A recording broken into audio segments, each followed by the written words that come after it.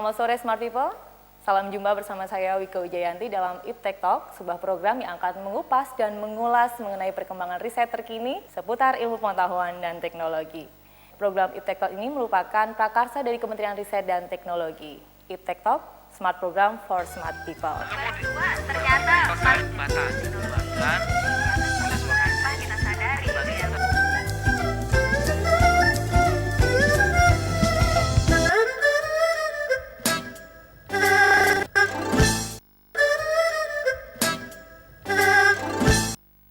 Di era globalisasi ini, perkembangan riset, ilmu pengetahuan dan teknologi berkembang sangat pesat. Salah satunya yaitu di dunia kedokteran. Dan di sini, di dunia kedokteran sendiri, perkembangan sel punca atau stem cell juga berkembang pesat. Dalam episode Iptek Talk kali ini, kita akan membahas perkembangan penelitian sel punca di Indonesia. Bagaimana manfaat, khasiat, dan keajaiban dari sel ini. Bersama dua narasumber yang telah hadir di tengah kita. Yang pertama yakni Profesor Dr. Amin Subandrio, Dr. SPMK. Beliau merupakan staf ahli Menristek bidang kesehatan dan obat. Selamat sore Profesor Amin. Selamat sore, Smart People. Mata dikembangkan tanpa kita sadari.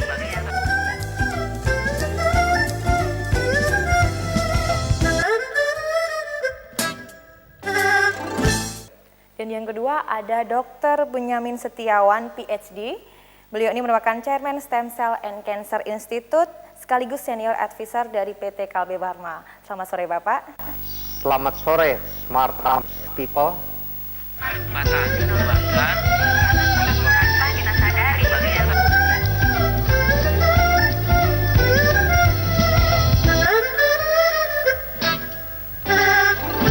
Kita akan bertanya-tanya mungkin dari Pak Amin dulu. Prof Amin, kita tahu bahwa stem cell ini booming banget ya di dunia kedokteran. Tapi mungkin ada sebagian besar masyarakat Indonesia yang belum mengetahui tentang stem cell ini. Baik, saya coba Smart People. Stem cell ini atau di bahasa Indonesia-nya kita kenal sebagai sel punca.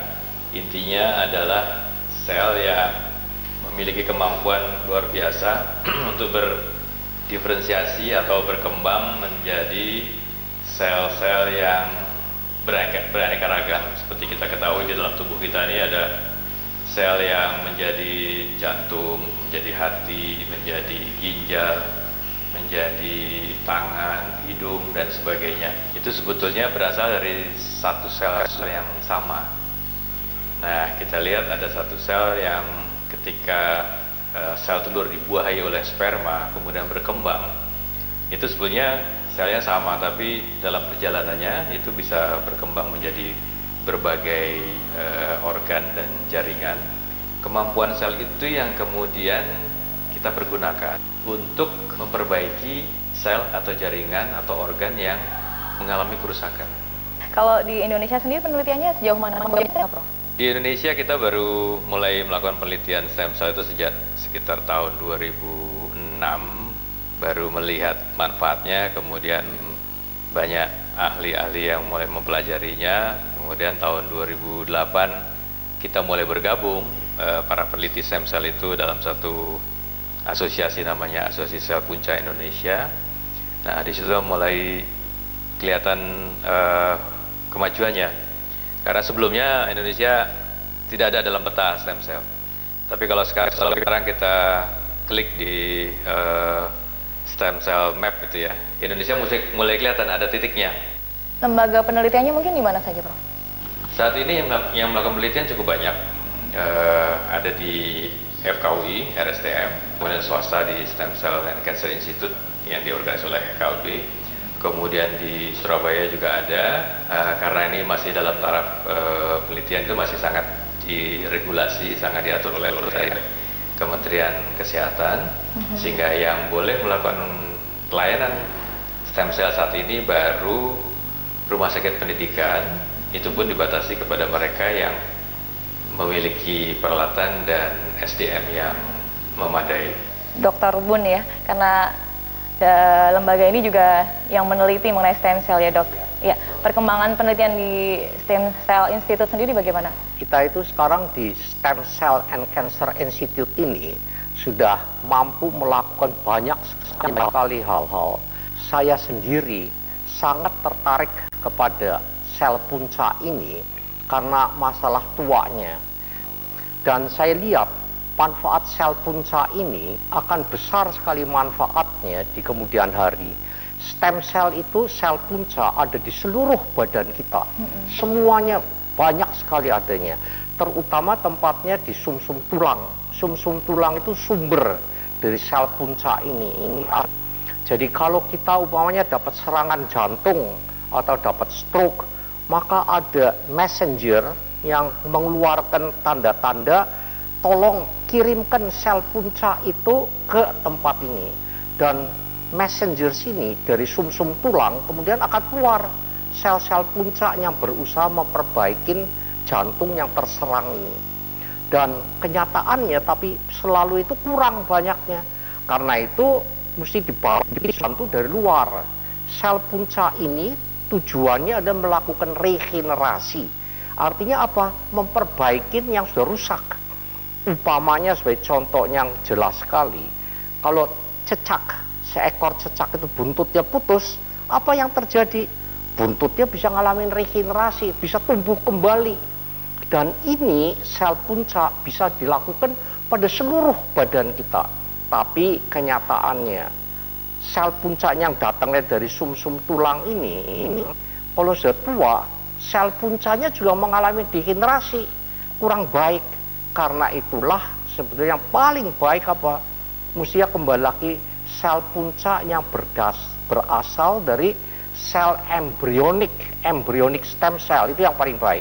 Jadi yang kedua adalah sel punca dari fetus, tapi juga masalah. Yang ketiga, yang paling mudah adalah sel punca dari umbilical cord, tali pusat.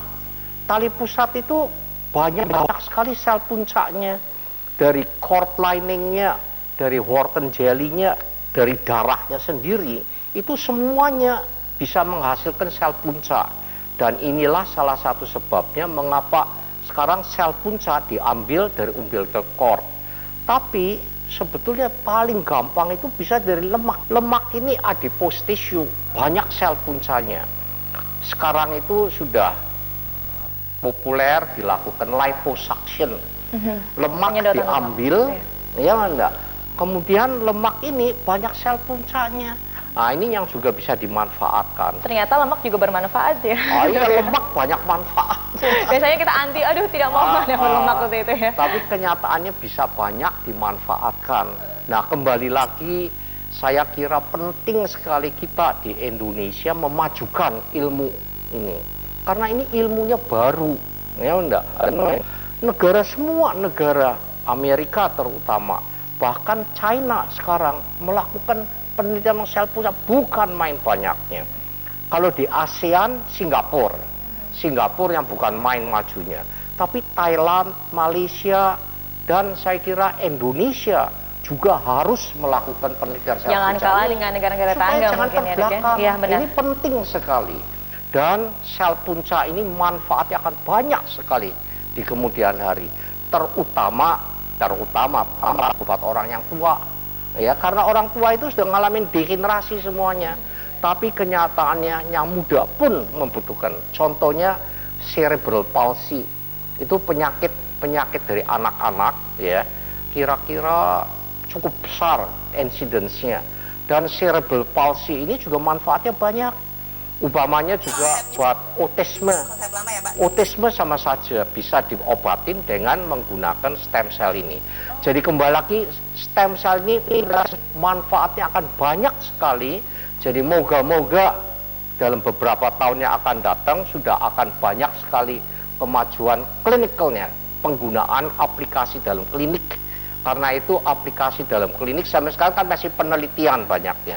Tapi di Amerika sekarang sudah ada 3.000 penelitian mengenai stem cell, ya, sel punca sudah clinical trials, percobaan dalam klinik. Jadi banyak sekali kita di Asia yang saya baca, kira-kira terutama di Cina, di Jepang sama itu kira-kira cuma 300 jumlah clinical trials-nya. Di Indonesia gimana? Barangkali sekarang kalau dihitung ada 10 lah, 10 percobaan klinik, manfaatnya ternyata baik sekali. Yang paling mencolok kita upaya di SCI sudah buat luka bakar, luka kronis, sama critical limb ischemia. Itu sudah diaplikasikan atau masih dalam bentuk penelitian? Aplikasi, artinya sudah dicoba pada pasien. Inilah sekali jadi manfaatnya akan baik sekali kalau kita itu bisa cepat menggunakan sel punca ini pada penyakit-penyakit terutama yang degeneratif.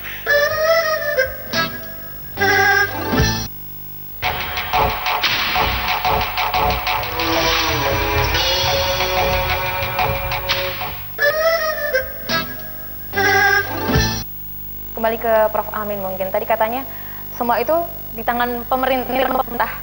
Seperti tadi disebutkan oleh Dr. Bun, sudah menyediakan anggaran penelitian. Kalau kita jumlah-jumlahkan semuanya dari semua kementerian itu memang sekitar 10 triliun. Tapi yang untuk bidang kesehatan hanya sebagian kecil dari situ.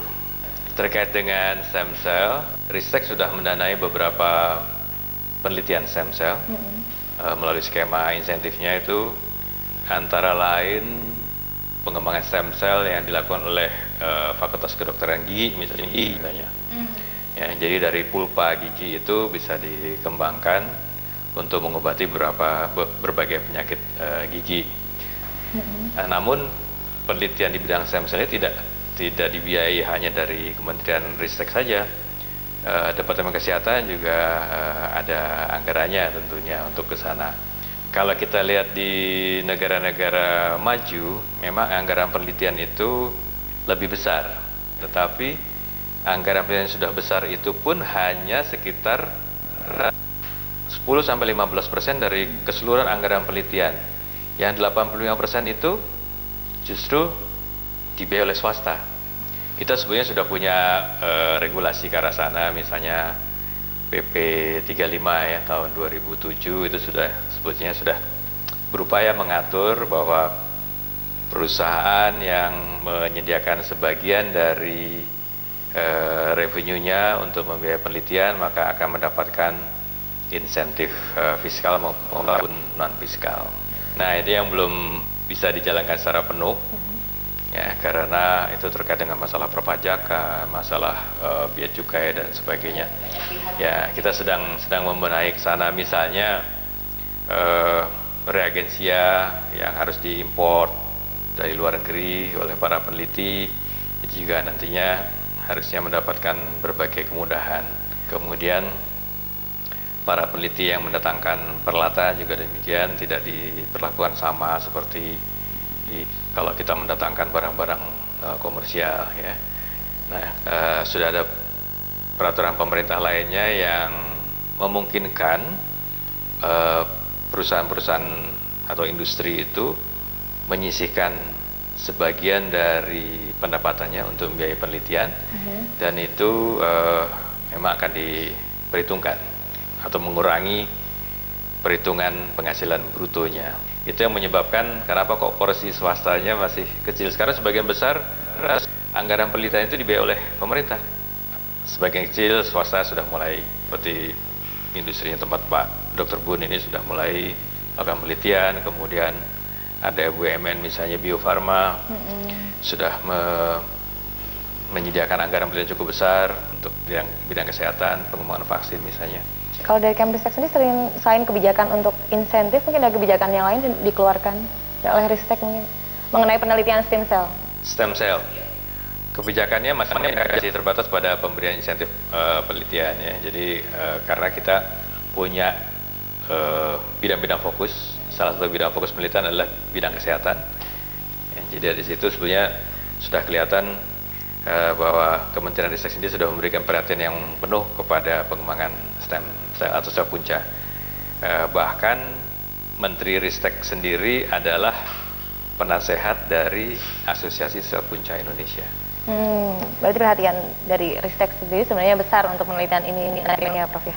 Kembali lagi ke Dr. Bun, gitu. Kenapa saya heran dengan anggaran yang begitu besar untuk penelitian begitu ya? Tapi memberanikan diri untuk meneliti stem cell itu, apa tidak rugi? Secara umum kita itu harus melakukan penelitian karena kembali lagi penelitian itu penting sekali untuk memberikan nilai tambah. Ya, Indonesia itu sekarang kan ada program baru mengenai 6 koridor. Tapi kenyataannya kita itu banyak sekali mengekspor komoditas. Betul, kita hanya Apa yang saja. komoditas? Ke satu coal, apa namanya? Satu bara. Kayu, ya enggak, karet, kakao dan sebagainya.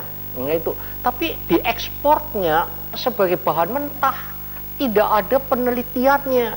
Sedangkan kalau kita mau maju, maka harus ada penelitian memberikan nilai tambah.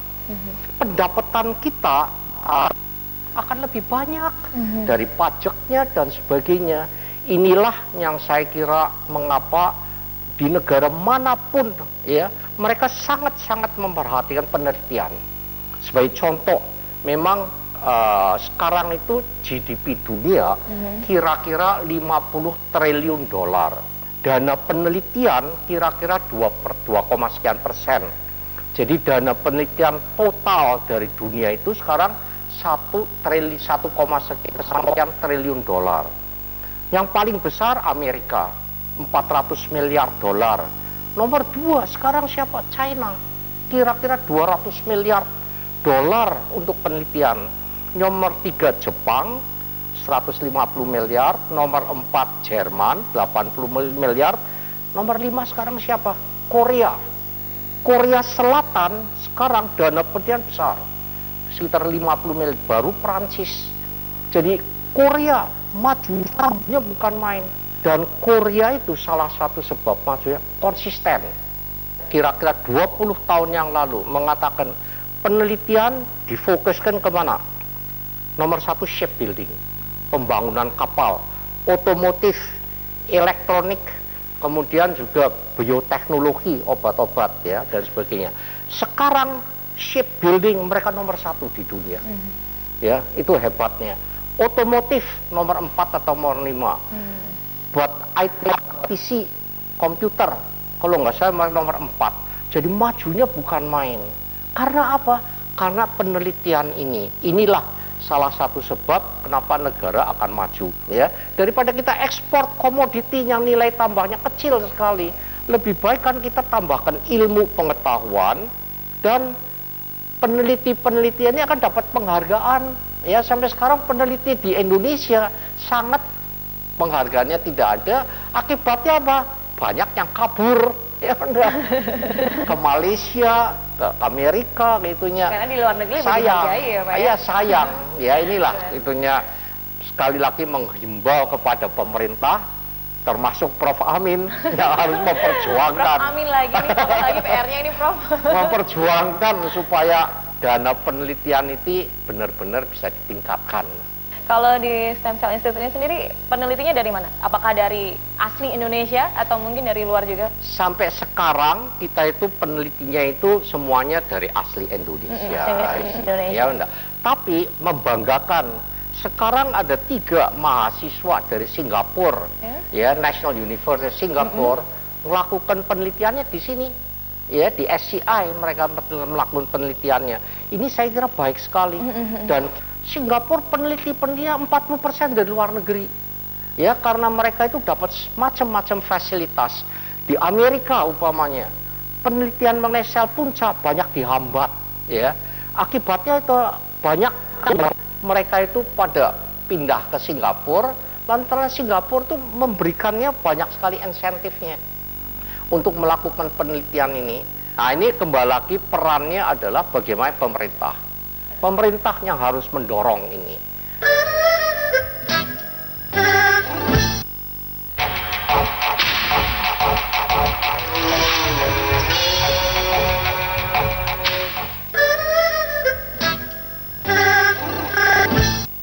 Bagaimana cara merubah paradigma peneliti ini supaya bisa kembali lagi ke Indonesia? Sebetulnya gini, kenapa para peneliti itu pindah dari Indonesia ke luar, itu ada beberapa faktor. Tapi yang lebih penting lagi adalah pada umumnya para peneliti itu menghendaki mereka bisa manggung. Artinya mereka diberi lahan untuk bermain. Misalnya seorang yang ahli sepak bola, kalau tidak ada lapangan sepak bolanya mereka akan mencari kan. sebetulnya para peneliti akan mendapatkan kesempatan memperoleh penghasilan yang sama, bahkan mungkin lebih tinggi daripada kalau di luar negeri. Kita mesti bisa meningkatkan kualitas dari produk-produk dalam negeri ini. Produk alam kan banyak sekali, Indonesia sangat kaya kan sumber daya alam. Tapi kalau diimpor seperti itu saja, nilainya sangat rendah. Tapi kalau kita beri sentuhan teknologi, nah nilainya akan mungkin puluhan kali. Dan itu kan memberikan dampak yang sangat besar, baik untuk penghasilan negara maupun penghasilan institusi dan peneliti itu sendiri. Dan peneliti itu akan terus bergulir, akan terus mengembangkan kemampuannya dengan kegiatan penelitian sendiri. Kalau di Indonesia sendiri jumlah peneliti yang khusus untuk stem cell itu ada berapa? Kalau kita mengacu kepada jumlah yang terdaftar di Asosiasi Sel Punca Indonesia itu sekitar 300-an. Tapi itu mungkin termasuk mereka yang baru sebetulnya berminat saja gitu. Tapi yang aktif, betul-betul aktif dalam kegiatan penelitian mungkin sekitar separuhnya barangkali. Karena institusi yang terlibat dalam kegiatan Sel Punca ini udah lebih dari 10. Nah, tidak mungkin satu institusi hanya diisi oleh 10 orang kan. Jadi mestinya memang kita betul-betul membutuhkan lebih dari 300 orang yang aktif untuk meneliti sel punca. Institusinya masih tersebar di Pulau Jawa saja. Harusnya di kota-kota lain di luar Jawa juga mulai berkembang. Kalau penelitian stem cell ini sudah masuk diaplikasikan ke industri, mungkin udah komersil atau masih baru berupa uji klinis? Yang betul-betul dikomersialisasikan berdasarkan penerapan sel punca yang betul-betul sebenarnya belum ada. Tetapi kita sering mendengar bahwa ada yang menawarkan pengobatan sel punca, misalnya bahkan di salon-salon kecantikan itu menawarkan pengobatan sel punca. Ini yang sekaligus dalam kesempatan ini kita mesti menyampaikan kepada smart people, kepada masyarakat ya, bahwa kita mesti smart. Melalui media seperti ini kita mesti membuat masyarakat menjadi lebih smart sehingga betul-betul bisa memilih mana yang sebetulnya sel punca, mana yang bukan. Bukan pasien sendiri yang memilih saya mau beli sel punca gitu ya, tetapi dia harus betul-betul konsultasi ke ahlinya. Walaupun itu sudah diterapkan di klinis, tetap lab penelitian itu siap untuk memantau dengan laboratoriumnya. Kembali ke Dr. Bun, ini kasus-kasus ekstrim apa sih yang bisa ditangani oleh sel punca ini? Di Amerika yang saya tahu sekarang, Geron itu suatu perusahaan penelitian di Amerika. Mereka melakukan penelitian clinical trial pada SCI.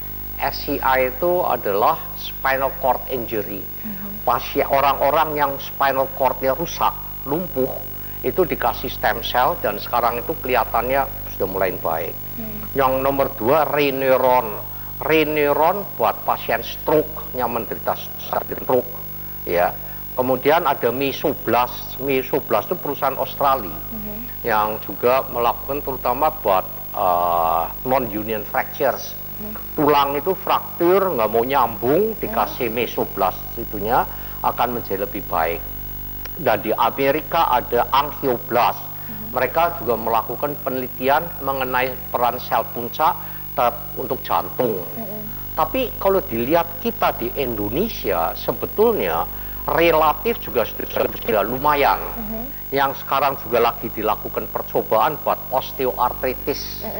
Osteoartritis di mana terutama dari dengkul ini yang mengalami itu sama oleh dokter Andri Lubis dan dokter Ismail itu untuk tulang yang juga tidak mau nyambung.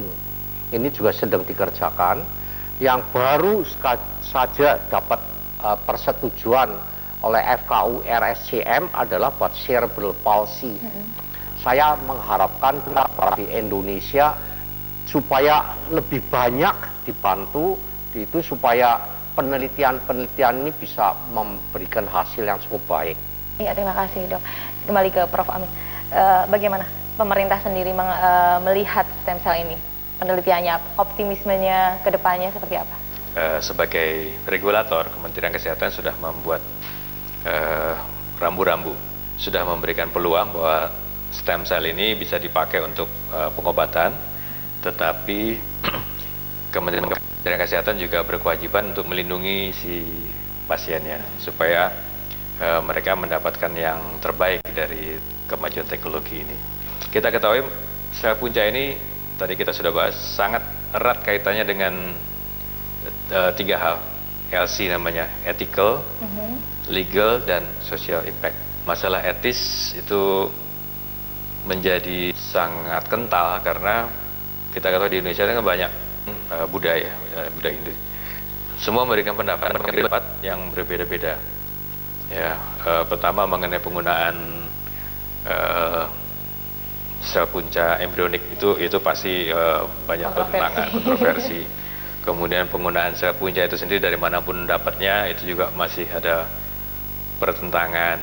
Pusat penelitian sel punca itu tumbuh berkembang berasal dari pusat penelitian bayi tabung. Para peneliti juga demikian, para peneliti sudah membuat satu pedoman bagaimana melakukan penelitian sel punca manusia. Peneliti sudah punya koridornya, para praktisi di klinis sudah punya koridornya, kita tinggal bisa mengerjakan. Tapi betul sekali kata Dr. Bun bahwa kita masih membutuhkan dana yang cukup besar untuk mengembangkan. Terlepas dari kontroversi yang ada di masyarakat, sebenarnya masyarakat kita pun sudah menghormati mungkin dari kearifan lokal masing-masing daerah ya Prof ya. Seperti mungkin memperlakukan tali pusat itu sakral ya. Memang dari dulu tali pusat itu dianggap sesuatu yang memiliki potensi luar biasa. Iya. Sebagai sebelum ada penelitian stem cell sudah seperti itu. Katanya ada rohnya atau kembarannya si bayi. Tapi ternyata juga sebagai jaringan yang memiliki si sel-sel muda itu luar biasa. Dulu kita suka menggunakan plasenta itu untuk menutup luka bakar. Sekarang kita tahu bahwa sel-sel dari kembarannya si bayi itu bisa disimpan atau bisa diproses untuk mengobati baik si orang itu sendiri maupun orang lain. Ya, ternyata di balik kepercayaan masyarakat itu memang ada ada ilmiahnya ya, bisa dicari secara ilmiah gitu. Dan itu memang kewajiban kita untuk menggali, Allah juga sudah memberikan perintah sebetulnya kita harus menggali sedalam-dalamnya dari sumber daya alam ini. Iya, terima kasih Profesor Amin, Dr. Munjamin, terima kasih kehadirannya. Dan pemirsa, demikian perbincangan kita sore hari ini. Kita akan kembali di Iptek Talk episode mendatang dengan pembahasan yang lebih menarik dan lebih bermanfaat tentunya. Selamat sore dan sampai jumpa.